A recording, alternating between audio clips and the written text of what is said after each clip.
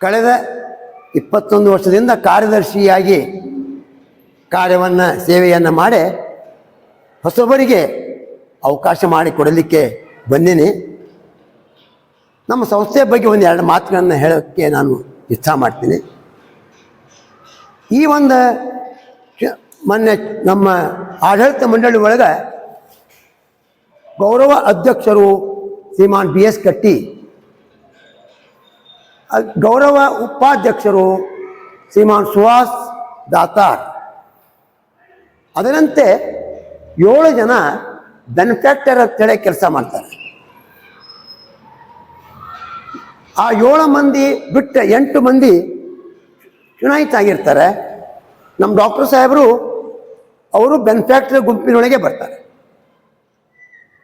ಈ ಸಲ ಪುನಃ ಅವರು ಈ ನಮ್ಮ ಜಾದವಜಿ ಶಿಕ್ಷಣ ಸಂಸ್ಥೆಯ ಸೇವೆಯನ್ನು ಮಾಡಲಿಕ್ಕೆ ಸರ್ವಾನುಮತದಿಂದ ಮೊನ್ನೆ ಪುನಃ ಅವರ ಕಾರ್ಯಾಧ್ಯಕ್ಷರು ಚೇರ್ಮನ್ ಅಂತ ಚುನಾಯಿಸಿದ್ದಾರೆ, ಆಯ್ಕೆಯಾಗಿದ್ದಾರೆ. ಅದರಂತೆ ಈ 8 ಜನ ಚುನಾಯಿತ ಸದಸ್ಯರಲ್ಲಿ ನಮ್ಮ ತರುಣ ಸಂದೀಪ್ ಸಂಗೋರಾಮ್ ಅವರು ನ್ಯಾಯವಾದಿಗಳು, ಅವರು ಉಪ ಕಾರ್ಯಾಧ್ಯಕ್ಷರು, ವೈಸ್ ಚೇರ್ಮನ್ ಅಂತೇಳಿ ಸರ್ವಾನುಮತದಿಂದ ಆಯ್ಕೆಯಾಗಿದ್ದಾರೆ. ಅದರಂತೆ ಕಾರ್ಯದರ್ಶಿಯಾಗಿ ನಮ್ಮ ಶ್ರೀಮಾನ್ RA ಕುಲಕರ್ಣಿ ಅವರು ಆಯ್ಕೆಯಾಗಿದ್ದಾರೆ.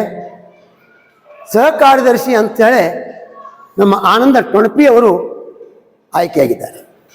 ಅದರ ಜೊತೆಗೆ ನಮ್ಮ ಹಿಮಾಂಶು R ಭಾಟೆ ಅವರಾಗಲಿ ಮತ್ತು ಡಾಕ್ಟರ್ ಅಮೃತ್ ಕುಲಕರ್ಣಿ ಖ್ಯಾತ ಡೆಂಟಿಸ್ಟ್ ಅವರು, ಅದರಂತೆ ನಮ್ಮ ಯಂಗೆಸ್ಟ್ ಆಡಳಿತ ಮಂಡಳಿಯೊಳಗೆ ಬಂದವರಂದರೆ ಅಥರು ದೇಶಪಾಂಡೆ, ಅನಿಲ್ ದೇಶಪಾಂಡೆ ಅವರು ಕೂಡ ಈ ಒಂದು ಹೊಸ ಆಡಳಿತ ಮಂಡಳಿ ಒಳಗೆ ಸೇರ್ಪಡೆಯಾಗಿದ್ದಾರೆ. ಡಾಕ್ಟರ್ ಅವಿನಾಶ್ ನಾಯ್ಕ್ ಅವರು ಈ ಸಲ ಪ್ರಥಮವಾಗಿ ನಮ್ಮ ಈ ಆಡಳಿತ ಮಂಡಳಿ ಒಳಗೆ ಸೇರ್ಪಡೆ ಆಗಿದ್ದಾರೆ ಅಂತೇಳಿ ನಾವು ಹೇಳಬಹುದು. ಅರವಿಂದರಾವ್ ದೇಶಪಾಂಡೆ ಅವರಾಗಲಿ, SM ಪಾಟೀಲ್ ಅವರಾಗಲಿ, ಅನಿಲ್ ದೇಶಪಾಂಡೆ ಆಗಲಿ, ಅನಿಲ್ ಬಾಪು ಸಾಹೇಬ್ ದೇಶಪಾಂಡೆ ಆಗಲಿ, AK ಲೋಕಾಪುರ್ ಅವರಾಗಲಿ, MV ಜೋಶಿ ಅವರಾಗಲಿ, ಇವರೆಲ್ಲ ಬೆನಿಫ್ಯಾಕ್ಟರ್ ಗುಂಪಿನೊಳಗಿದ್ದಾರೆ.